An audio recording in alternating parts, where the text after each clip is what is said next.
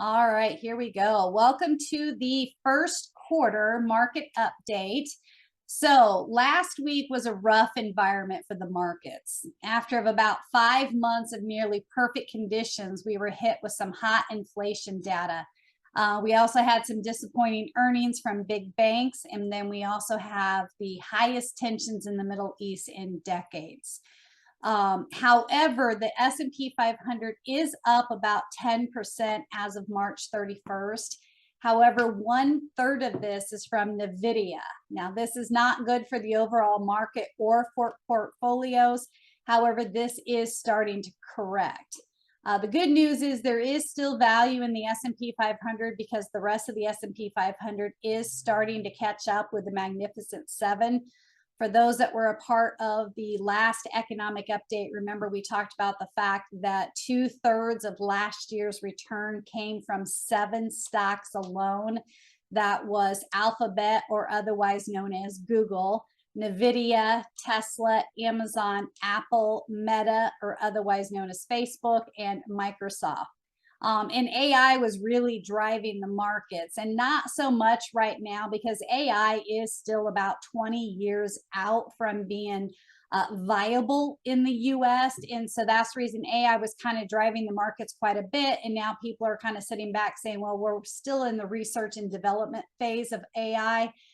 Some examples would be a lot of the companies that turned on AI features have since turned them off because they're not as secure as what people had originally thought. And then they're also finding out that they're just not keeping up with the demand. So, like I said, we're about 20 years out from AI being a viable option. However, I think the potential that we're going to see first is biotech. So I think the AI developers are probably going to pull back a little bit from the nonsense AI that kind of rolled out last year. For instance, if you use LinkedIn for your business, you can write a post and then you can have AI rewrite it for you. A lot of all of these features have been turned off. And I really think AI is now being focused towards things where it can be more useful in a wider capacity. So, like I said, biotech I think is going to be a big one. Fourth quarter earnings were better than expected, except for banking and for those that were on the last outlook. Remember, I said that we were concerned about first quarter, which those first quarter earnings are going to start. Some of them have already reported, but we're going to get hot into earnings seasons next week. Is that we're concerned about the continued concern about banking because in first quarter the FDIC instituted their penalties against banks, and so we're going to have to see how the banks are going to absorb that. If they're going to absorb it all into first quarter, or if they're going to try to spread it over the remaining 3 quarters of the year. So we'll see what happens with banking. Still expecting a 5% pullback in the markets this year. It happens every year. If you remember in June and July last year, when I had moved a lot of you to cash in May, it was to avoid the pullback, and we actually had an 11% pullback during the summer last year. We're expecting the same thing to happen again, which is great for those of you that are sitting on cash because it is going to give us an opportunity to buy into the market. But we really kind of need to see what's going to happen with earnings. And usually, and so what we are looking at for a lot of you is we're going to look at dollar cost averaging into the market over the next 6 months to move to more of a 55% equity, 20% bond, and 15% cash allocation. This can be adjusted to slow it down or quicken it up if I want to, but I am wanting to maintain a cash position to take advantage of dips in the market because we are expecting a pullback during the summer. Just a snapshot of some decade returns. Hold on a second. It doesn't help if I don't actually share my screen with you guys. So here we go. So this is a snapshot of decade returns. It's kind of hard for you guys to read, so I'll just kind of give you a heads up. So from 1989 to 1999, the average annual return of the stock market was 18.2%. From 99 to 2009, remember that included the tech bubble and the Great Recession, the average annual return was negative 0.9% over a 10-year period, which means just basically really flat markets during that 10 years. 2003, the markets were positive 28%. In 2004, they were positive almost 11%. But that was after a -9, -11, -22. So that's kind of how we ended up with that -0.9. 2009 to 2019, which is the market that everyone remembers. Remember, though, that during that 10 years, the average annual return was only 13.6%. So the markets weren't as great as everyone thinks they remember them being. But coming off of a -10 years, it did look good to have those positive years. 2019 year to date, we're averaging about 13% for going into this first part of the year. And that does include the -18% return we had in 2022. Now, remember, this is just the S&P 500, not the overall market. But just kind of thing to keep in mind is there's a reason we try to stay invested in the markets, but there's also a reason we like to use active management versus passive management, because it does allow us to get out of the markets when we think we're going to have a pullback, and it allows us to take advantage of the markets when we have less volatility. All right, the bond market. The bond market's still a mess. We're still at negative returns for the bond market, which is why we're still sitting on as much cash as we are, because we do want to take advantage of that bond market. The good thing is that we are fully expecting the fixed income portfolios to correct and have forward momentum going into the second half of the year. It's really based on a waiting game to see what the Fed's going to do in May. If you remember from those that were on the last market update, we were waiting for that May meeting because that's going to indicate if we're going to cut rates. It doesn't really matter when we're going to cut rates. It's just, are we going to cut rates? And so May is going to give us an idea if we're going to cut them, and then we'll see when they get cut after the fact. We're hoping that the Fed doesn't have to cut rates dramatically, because this will be great for the bond market if they do, but it's not going to be great for the stock market if they have to do dramatic cuts. Now, the Fed is still targeting 2%. However, I'll show you a couple things that's going on right now.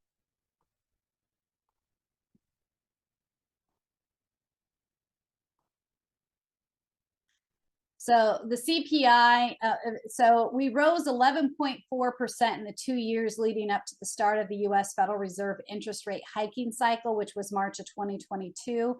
In the 2 years since that time, CPI has still risen another 8.6%. And this is the reason we're in a holding pattern with the Fed, is because they're still targeting that 2% area, and we're nowhere near that. And so I think they're really trying to decide, what they're going to do and what that's going to look like. There's still lots of things that need to be taken in consideration. What I'm going to do is I'm going to show you a little bit of a fun chart. I kind of geek out on some of this stuff every once in a while. And so this is a chart. Let me make this a little bit bigger for you.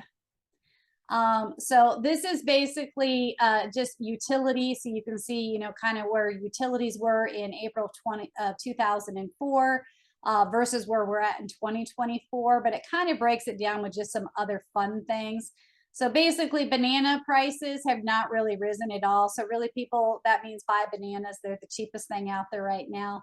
If we look at bread, you can see that bread, well, let me get rid of utility so you can see that a little bit better.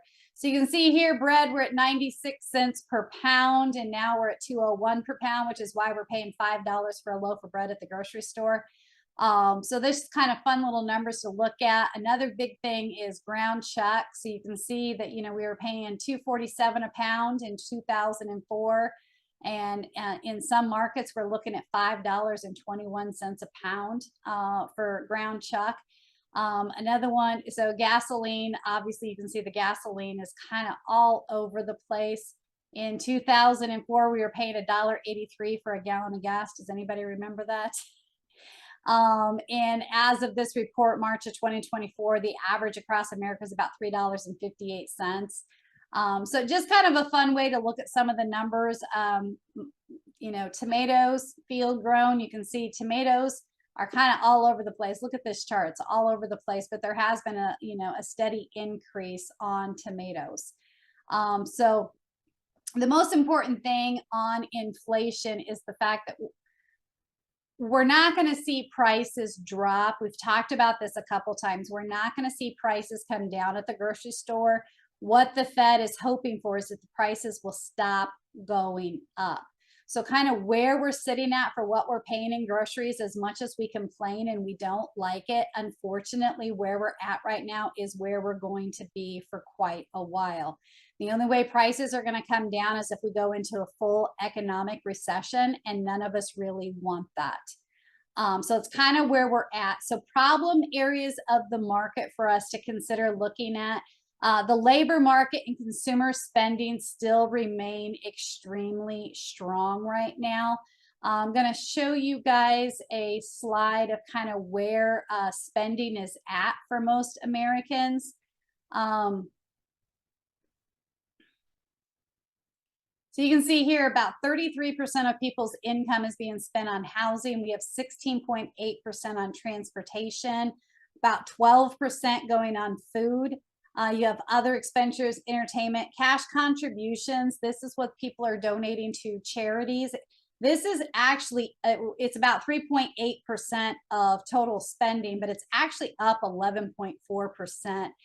Year over year, which is kind of surprising to me. But you can see where people have really pulled back, and that's on apparel.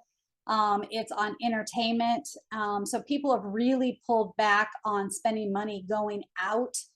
Travel is down quite a bit as well. Hotel stays, etc. People are kind of pulling back where we're spending that money so that they have the money to spend on some of the other areas.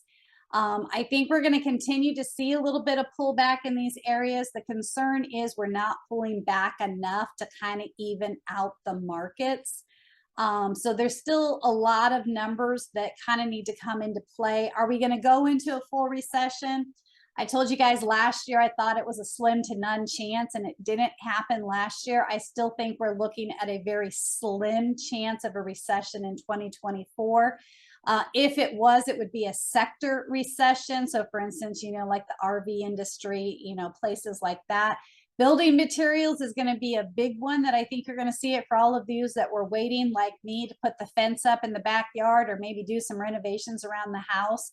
New home builds are down 20% and continuing to decline. That means construction material prices are going to start to drop a little bit, not a lot, but we are going to see a little bit of a drop on construction materials. The good thing is with the new rules that they have in California, we actually have a leading indicator to let us know about kind of layoffs, because the state of California requires 60 days notice before a company can lay off employees. So this is going to get us a little bit of an indicator of, kind of maybe where the rest of the country may follow. Unfortunately, we have to take a lot of California's data with a grain of salt, because their minimum wage just jumped from $16 an hour to $20 an hour. So there will be some mass layoffs this year, because you're going to have the smaller mom and pops that just cannot afford to pay employees $20 an hour. So we're going to see a lot of layoffs coming where they can't afford it. So one thing to keep in mind too, because we have to take it with a grain of salt, the unemployment rate in California is currently 5.3%, and the national average is 3.8%. So California is almost double what the national average is. But we do, we can at least use it as an indicator with a grain of salt. All right, that jumps us into elections. It is an election year. We have made it through a lot of the primaries. We've gotten through Super Tuesday. Historically, years are traditionally positive for stocks. The party winner is not as important as the stage of the economic cycle during the election. So for instance, we're currently not in a recession during the economic election, which means we could be looking at a positive year. I don't think we're going to have as strong of a year as we did last year. I don't even think we're going to have half of the returns we had from last year. But we are off to a positive start. Now, this can turn based on the Fed cutting rates drastically or taking a very conservative approach to it. Geopolitical issues are going to continue to drive some issues in the market. or a bad earnings season. You know, another thing to keep in mind is we got to get through first quarter earnings and second quarter earnings before the election actually happens. Now, when discussing the effects of politics on the markets, it's important to remember that politicians often make promises in an election campaign that never come to fruition. Many of the items on a political platform are strategically centered to win votes and have little chance to ever becoming a reality. For instance, one sector that could be influenced by politics is defense or military spending. Traditionally, Republicans have supported more spending on military. So if we just examine the return of, let's say, Lockheed Martin during the 2016 Trump win and the 2020 Biden win. So in 2016, Lockheed Martin was up 18.4%. In 2017, it was up 31.6%. That was after Trump won. In 2020, Lockheed Martin was actually negative 6.4% going into that election year, and it was only up 3.2% after a Biden win. Now, in all honesty, there is absolutely nothing concrete that's going to indicate what the markets are or are not going to do. Biggest concerns that we have with the market right now are macro issues. Taxes is one of the biggest issues. Remember, I told you that the 2026 tax is going to have a significant impact of what's going on. So this goes back to the expiration of the 2017 Tax Cuts and Job Act.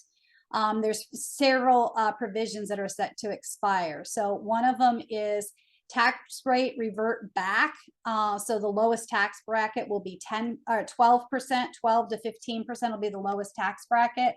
Right now, that's between 0 and 12%. So you have a lot of people currently that are not even in a tax bracket because of their income, and they're going to jump to a 12 to 15% tax bracket. The state and local tax doesn't affect Florida, but it doesn't affect some of you others. The SALT tax, that deduction currently is limited to $10,000. That will revert to being fully deductible. So those of you living in the New Yorks, the New Jerseys, you're going to see a little bit more deduction on your federal tax return for your state taxes. Mortgage interest rate deductibility will revert back to the first million and up to 100,000 on home equity lines. So those of you that are pushing really hard to pay off your mortgages, if your financial plan doesn't support paying off the mortgage, remember, we're going to be able to go back to where those mortgage interest rate deductibility is going to give us a little bit of a benefit, not a lot, but a little bit. So keep that in mind. The biggest thing I think is really where we're going to affect is the standard deduction will be halved. So currently a married couple is receiving $27,000 in a standard deduction. That's going to drop down to $13,500. That means $13,500 more of your income is now taxable. And this is where I'm really concerned, because those of you that are in that, 12 to 15% tax bracket right now, you're going to jump to the 22 to 25% tax bracket just because you're going to have more taxable income. So that's one of the big things. Now, usually what's going to happen is I think you're going to see charitable donations tick back up, because a lot of people actually pulled back their charitable donations in 2018 because they were no longer getting a tax benefit from it because they could no longer itemize. So I think what we're going to see is people are going to start giving more to charity, which is great for charity, but they're going to be giving their own hard-earned dollars to charity to try to avoid paying taxes on that. So like I said, great for charities to get those. But, at the end of the day, you're all going to see higher taxes in 2026, but you're actually not going to see them until you file that 2026 tax return in 2027. So we have a couple years to make any adjustments necessary so we can help you guys prepare for that. It does look like that we're going to have to stomach another Biden-Trump rematch. That's kind of what we're looking at. Both candidates are just within a few hundred delegate votes to be able to cinch that. And the fate of the congressional elections is still in the early stages. So right now we're just waiting for the presidential campaign to intensify. So just be prepared for the media and your crazy uncle who are going to start sending you all the crazy partisan heavy nonsense to your social media. We have some fun posts that are going to be going on our Facebook and LinkedIn to remind everyone to just kind of take a breath and breathe through it. We're going to get through this election just like we got through the last election. My concern is I do think we're looking at a delayed election, just like what we had with the last one. So it's going to be kind of a mess that we're going to have to navigate through. So I'm hoping that everyone can keep cool heads and calm hearts, and we'll move forward with whatever happens, whether it's Democrat or Republican. That is pretty much all I have for you guys, other than I do kind of have some positive news to share with you guys. So let me go back to the slide and we can share some positive slides with you. So this first one is the share of the world population living in extreme poverty. This is the falling off decline into 2020. This is a data point from an economic forum that I went to at the end of last year. And so it's kind of nice to know that, we may feel like we're paying more for everything, but the actual share of the world population living in extreme poverty is declining. And just to send you guys off with the funny, here we go. The numbers don't add up. I think it's time to get rid of the cats. So if there are any questions, you guys can put them into the chat, or you can unmute yourself and ask your questions, and I will answer them the best I can.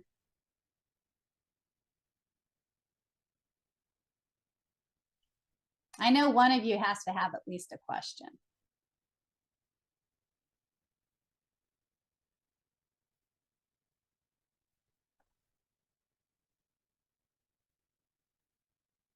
Hey, Dottie. Yes. It got really loud here when you were talking there near the end. Did you say it might be better to pay off your mortgage? Actually, if the plan supports the mortgage payment, no, because that mortgage interest is, you now have the potential that you're going to get those deductions back. So it really kind of comes down to, the good thing is we have a couple years to plan for that. So we can actually look to see, because at the end of the day, whether you get your mortgage interest deducted or whether or not the plan supports paying off the mortgage and going into retirement without debt, I think the latter is more important than the first. So really just over the next couple of years, you would just focus on the financial plan to see if we can support a mortgage payment, because the deduction is not enough to even really consider yay or nay of paying the mortgage off. It comes to whether or not the plan supports the mortgage payment.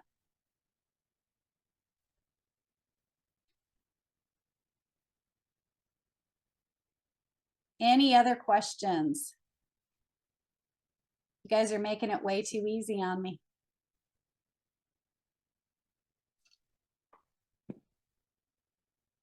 All right. Well, like I said, I like to try to keep these economic updates within 30 minutes so you guys can get on about your evening. Our next economic update will be in July. If you do have any questions or concerns, feel free to reach out to the office and we'll get you taken care of. In the meantime, you guys all have a lovely evening. You too. Thanks, Dottie. Thank you.